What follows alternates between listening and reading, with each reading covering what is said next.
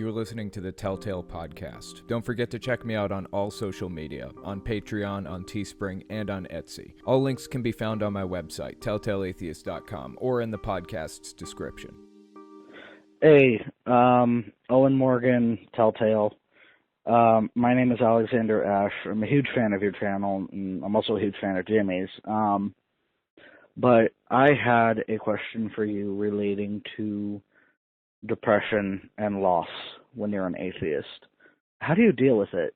Like, how do you grieve as an atheist? Because, I feel like I haven't been able to get past my own loss within my lifetime, and I'm an atheist. It makes me personally feel a little bit more afraid to die, is what it feels like. And I wanted to know how you dealt with those types of feelings.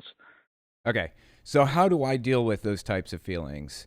Christopher Hitchens famously said something like, or something to the effect of, there are people out there who wish that God was real.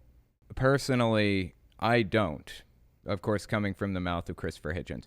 He was absolutely disgusted at the behavior of God and the terrible things that God did in the Bible and all of that other stuff. And of course I am too. As an atheist, if you just take a step back from the Bible and read it, not as a Christian, but just as a normal person, you realize how horrific that thing really is. It's so terrible. And all of the things in it that God did are just awful.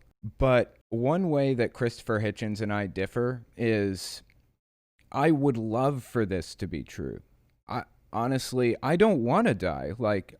I would rather live forever in paradise or in heaven or wherever I would happen to be. I would prefer for that to be true. It's just not. So how do you deal with it? I don't have a good answer for that. My grandfather, it turns out, I found out recently, has cancer. And my grandmother, I found out even more recently, also has cancer, kidney cancer. And they're two of the most important people in my life. So how do I deal with that?